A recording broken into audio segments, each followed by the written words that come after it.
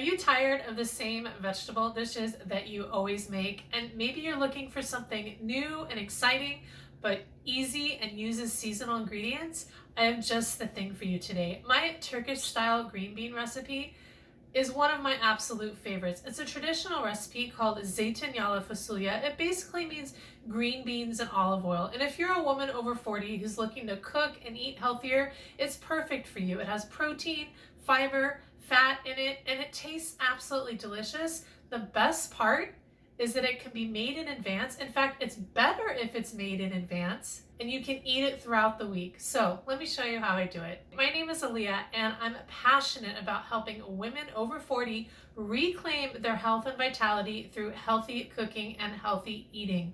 Cooking is one of the most powerful ways to reclaim your health after 40, and I want to show you the simplest, most delicious way to do it. So let's get started. First, I have some beautiful green beans that I brought home from the farmer's market here, and I just need to give them a quick clean and a rinse. And what I do, I don't even use a knife. I just pop off the top and the bottom. I top and I tail these guys. It goes really quickly. Another option, if you want to use a knife, you can get a bunch in a row, put them all kind of the same way, put them on a cutting board and cut them off in bunches like that.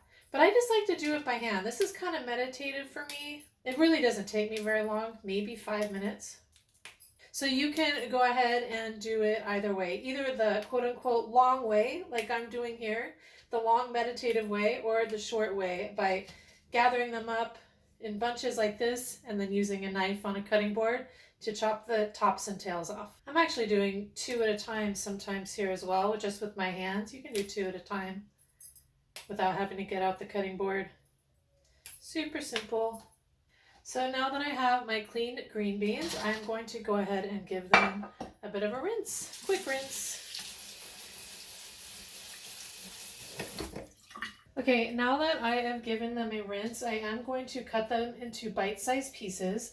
And one thing you can do to cut down on the prep time here is to buy green beans that are already topped and tailed and cut into bite-sized pieces like this. I wouldn't use frozen green beans. I don't think the texture turns out as good when you're using fresh. But if you can find ones that are already washed for you and cut into bite-sized pieces, that can help cut down on time.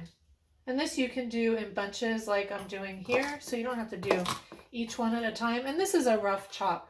This is just to make it a bit more pleasant to eat. It's hard to shove a big, large green bean in your mouth. So making them more bite size is a good idea here.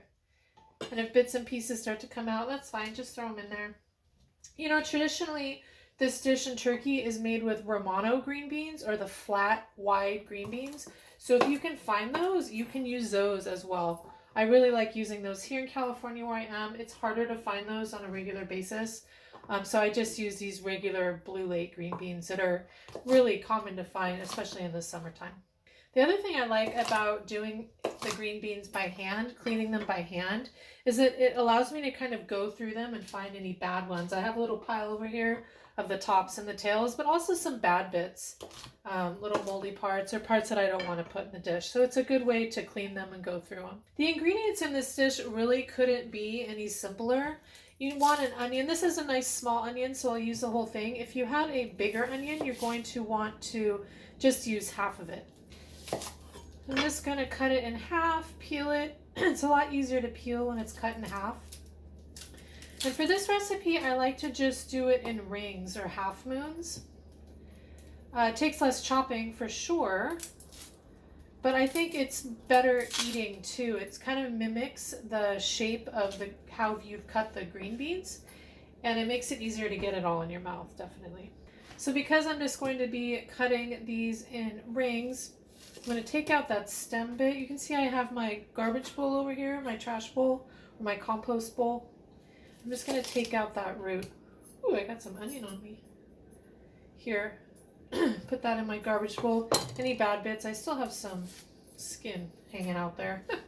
And then I'm just going to go ahead and cut it thinly like this. Slices here. No dicing needed.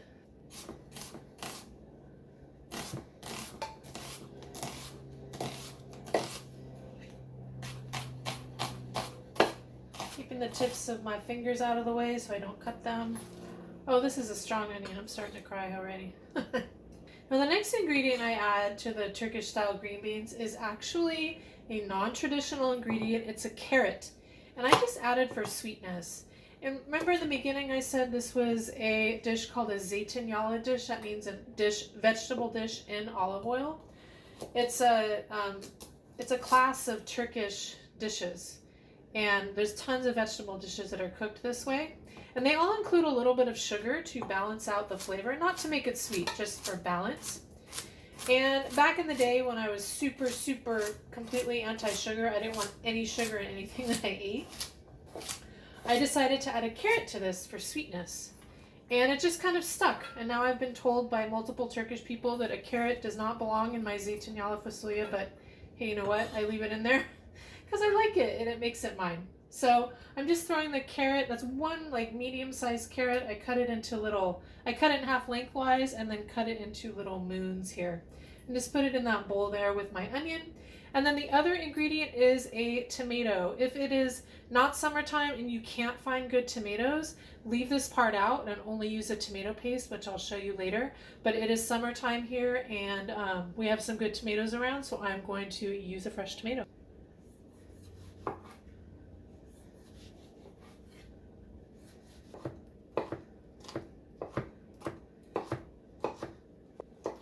This is dicing the tomato.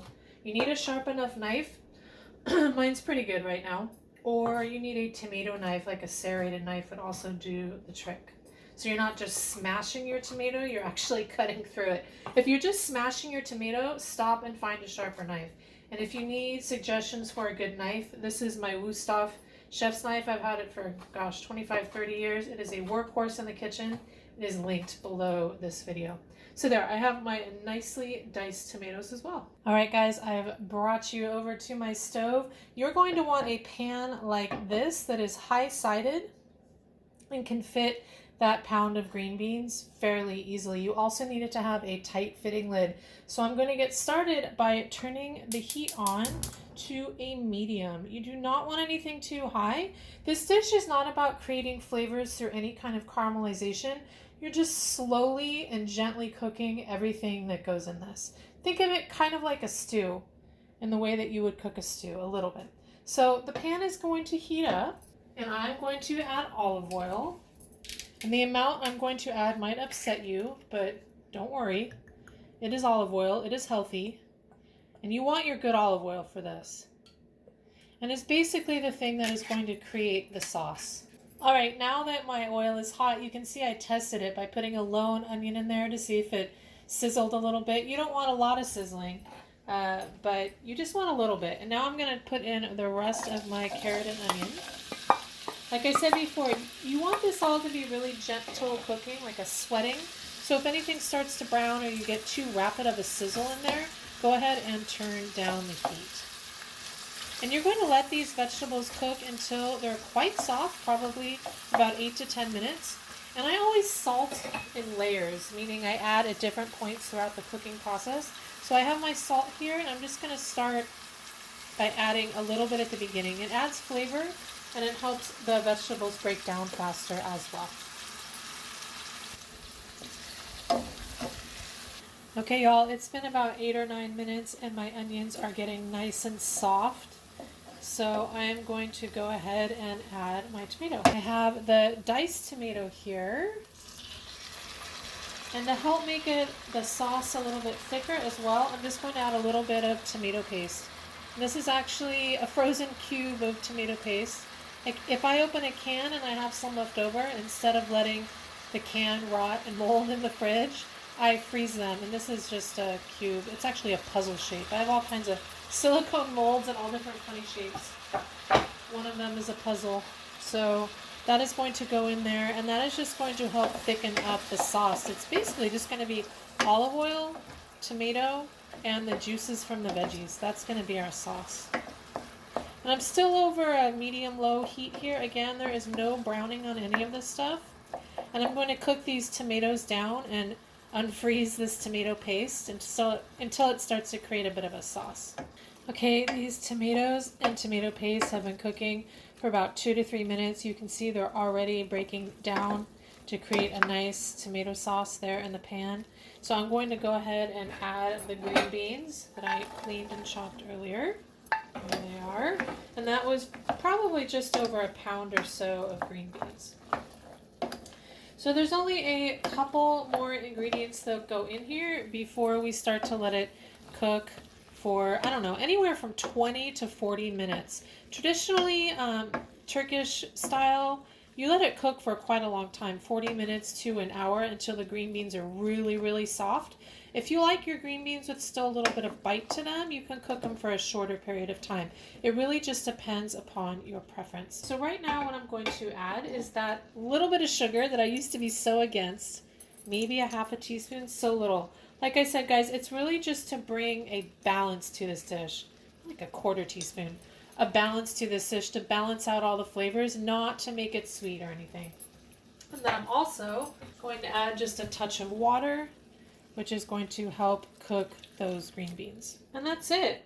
I'm turning it up a little bit to bring it up to a boil quickly, but then as soon as it does that, I'm going to go ahead and turn it down to simmer and let it simmer, like I said, anywhere from 25 to 40 minutes to an hour, depending on how soft you like your green beans. And once I see that it's come up to a boil, I can kind of see in the corner here, I'm going to cover it and turn it down. I will check it in the beginning while it's cooking to make sure it's not sticking to the bottom. If it is sticking a little bit, I will add a little bit more water. You know what? I forgot to add a little bit more salt.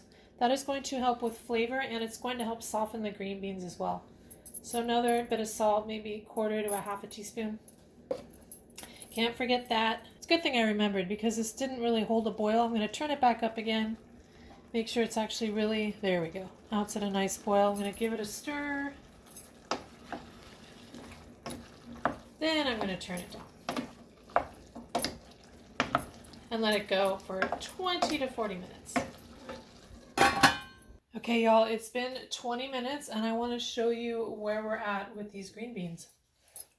You can see that they are at a nice simmer and they are just starting to get soft. Like their bright green color is gone, but they are not soft really at all. If I try to put my spoon through them, they're still quite, not crunchy exactly, but definitely not soft. So I'm going to go for another 15 minutes or so.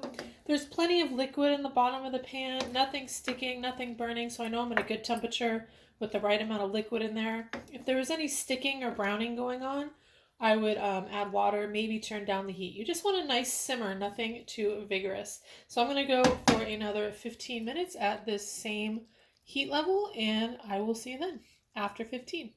Okay guys, we are back. It has been another 15, maybe 20 minutes. I can't remember now. I sort of set a timer. I remembered too after 5 minutes, I think. So here we go. This is what the green beans look like after about 35 to 40 minutes. And I think they're really getting there. You know, because I do know that they will continue to cook. Oh yeah, they're nice and soft. You see when I put my spoon through that? You can't see that. Let me see. They're just nice and soft. You see the other, like the little beans inside the pods are popping out. Yeah, I'm going to consider this done. What I'm going to do is put the lid back on it and put it on the back of the stove off the heat and just let it naturally come to room temperature. So there will be a little bit of carryover cooking there. As it cools, it'll be perfect. There is a note on this dish, guys. It tastes better the next day. So if you taste it right now, which I'm going to do, here we go. Yeah, it tastes fine. That's what you're going to think. You're going to be like, yeah, okay, that tastes all right. Not much of anything. If you let it sit a few hours or eat it the next day, it is going to taste delicious. I'm going to add some more salt here because I can tell it definitely needs more salt. And there's one other ingredient that we need to be sure to add to this. And that is lemon. I have my fresh lemon here. I'm going to go ahead and this is how I do it. I just put it through my hand to collect the seeds. You can always squeeze it separately too. My daughter hates doing this because she says she discovers all the cuts on her hand. That is true. But I don't have any cuts on my hand. This doesn't hurt so bad. And I am going to use a whole lemon, I think. If it was huge, maybe not, but this is like a medium-sized lemon. All right, I'm going to stir it around. Get that lemon and that salt going all through that. Oh yeah, that's better. That salt really helped punch up the flavor. Lemon too. Maybe I'm going to add a little bit more salt. Overall, that might be a teaspoon of salt in here, guys, added. It's really not very much, so don't freak out. It's going to make the ingredients taste much more like what they are. So my heat is off. I'm covering it, and I'm going to let it cool, and I'm going to eat it later today or tomorrow. It is going to taste much better. All right, we are back. My green beans have been cooling maybe for about 45 minutes or so. They're looking delicious, and now I'm just going to store them. So I'm going to put them in a Tupperware, or it's a glass container here, and put them in the refrigerator for later. One of the things that might be an acquired taste getting used to is that these green beans are actually eaten either cold or at room temperature. They're really eaten more like a salad. And that's also why they're perfect for hot weather, because if you don't feel like cooking, you can make them in advance, and they're also a really light dish. They're really perfect if it's just too hot to eat. This is really good with some crusty bread or maybe some grilled fish or something. This is absolutely perfect. I do hope you give these a try.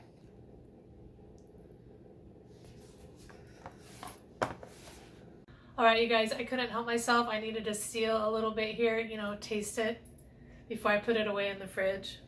They're nice and soft, almost creamy. That olive oil just really creates such a wonderful sauce. And it's just basically the melted down onions, olive oil, tomato, and a little bit of water. They're nice and soft. I'm glad I added a little bit more salt there because I can taste that they're going to have tons of flavor when they sit for anywhere from 4 hours to overnight. So make them in the morning for dinner, or make them the night before, the day before, on the weekend, and have them during the week. Like I said in the last video, these are eaten cold or at room temperature traditionally. Please don't reheat them. They won't really taste the same. This is what you want here, this nice, refreshing Zeytinyagli Fasulye. It's green beans and olive oil. I will see you guys next time.